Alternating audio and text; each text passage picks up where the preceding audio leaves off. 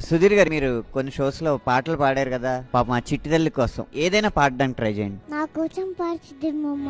అలల కడలి తనదిలే, ఆ వర్షమే తనదిలే, ఈ వెన్నెల తనదిలే, నా చిట్టి ఎప్పుడు నాదే.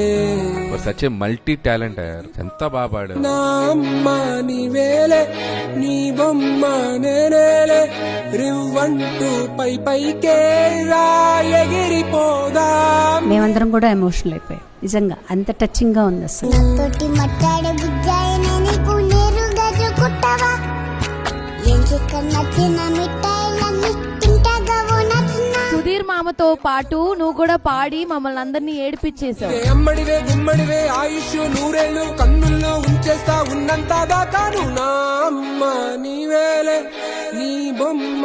చిన్నప్పుడు ఏం చెప్పేవారంటే పూర్వజన్మ పాపాలు ఈ జన్మలో కూడా వస్తాయని చెప్పారని. ఇప్పుడు ఏమంటున్నారు అంటే లేదు, ఏ జన్మలో చేసిన పాపం ఆ జన్మలోనే వాళ్ళు అనుభవిస్తారు. 3.5 ఏళ్ల పాప ఏం చేసి ఉంటది అని చెప్పానని దేవుడు బేసికల్ ఎందుకు అలా చేశారు.